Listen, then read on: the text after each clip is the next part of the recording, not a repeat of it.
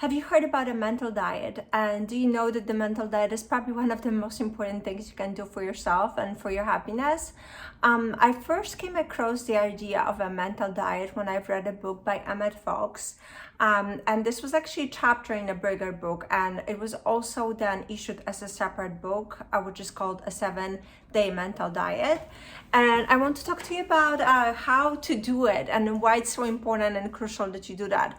So let's start with why it is important to do that. So as you know, your thoughts create reality, right? Whatever you focus on, you attract to yourself. That has been proven. This is one of the biggest secrets of the greatest minds that have ever walked this earth. They all knew that our thoughts create our reality. And so you have to truly protect what you expose yourself to, what you surrender yourself with, what influences you have around you, what thoughts you have, what you read, what you watch, and overall how you feel. Because remember, your thoughts will affect your feelings, and your feelings will affect your mood, and your mood will put a shadow on everything that's happening in your life and either make you successful or not successful. So remember, it is very important to have a mental diet. But how you do that? There's actually 3 elements to it, and this is how I did it for myself, and that's how what really helped me. So the first one is you have to stop complaining.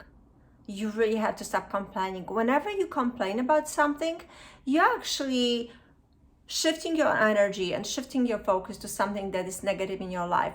And what are you doing it? Whatever you talk about and whatever you focus on, you bring more upon it to yourself, right?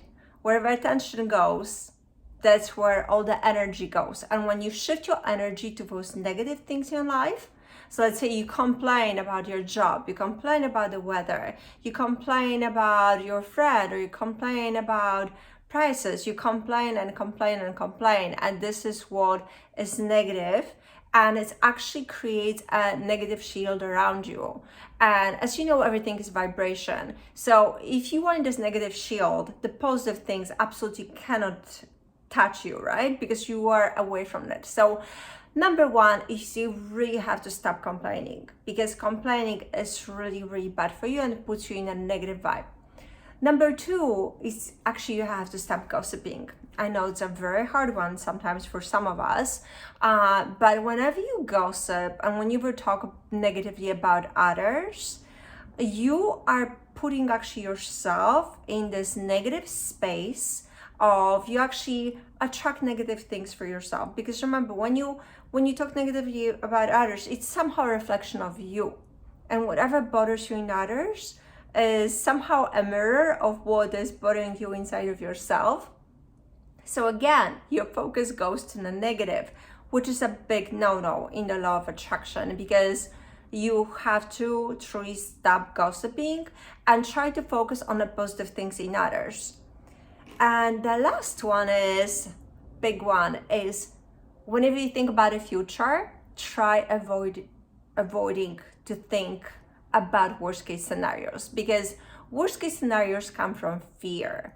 And whenever you are fearful of something, you are actually bringing more of this to yourself. So fear versus love, right? Always fear versus love. And whenever you have fear in you, that is a very negative energy, a very low vibration.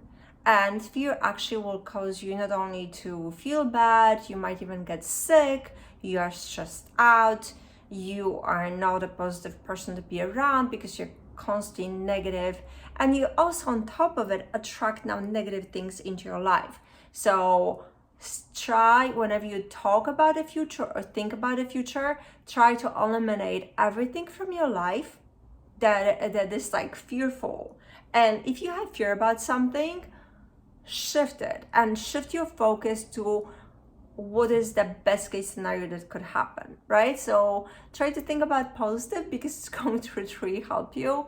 And now it's easier said than done, right? Because I remember when I did my mental diet, I constantly catch myself, catching like maybe a negative thought. And what Emmet Fox talks about is that it's pretty harsh, but he says whenever you fail in a mental diet, you have to start from scratch. So let's say if you're on day 5 and you mess up in your mental diet, you have to just pretty much erase it and start from scratch again. So you go back to day 1. However, there's a little loophole to this. So he said, if you catch yourself in this negative thought or in this negative complaining or gossiping, but you don't indulge in it. So you'd say you catch this one thought, you don't indulge in it, you cut it off and you let it go. Like I caught myself, I know it was bad, it was just one bad thought, and now I move back to the positive. That will allow you to continue the mental diet. So now, how do we do that? The very important thing is you really have to start to be more self-aware and more conscious of yourself and your surroundings, and also pay attention to how your surroundings affect you, because we all have those people in our lives that they just put us in a bad mood, or maybe they are complaining. Maybe you have a friend who always has some issues and always complains. So be aware of it. So just be self-aware and try not to put yourself in situations where you would feel like complaining and where you feel like gossiping. So avoid those situations. And then another one is take control of your thoughts. So try to be, just like we have to control what we wear, what we eat, how we behave, we also have to start controlling our thoughts, right? Because our thoughts really run our life. And I'm not sure why nobody teaches us that when we grow up, but taking control of our thoughts is really the crucial point in changing our lives and changing the outcome of our lives. And then what helps with controlling of your thoughts is really meditation. I know I sound like a broken record right now, but truly when you meditate, you are able to sit down with yourself and you actually gain more self-awareness, right? Because if you're sitting by yourself and you are not distracted by external environments, you're just sitting with your thoughts and you have this pure understanding of what's coming to your mind and how it's affecting you, right? Because you can feel yourself. We have positive thoughts, you feel happy, and then negative thought comes in, and all of a sudden you start to feel bad. And you know now that this is not the external environment that's putting you in a bad mood. Because when you're in meditation, there's no external environment. It's just your pure thinking that's affecting you negatively. That is why it is very important that you take control of your thoughts. So I hope this short video today helps you in any way. Please comment below as far as how your mental diet is going, and see what effects you see. Do you feel better? Are you happier with your mental diet?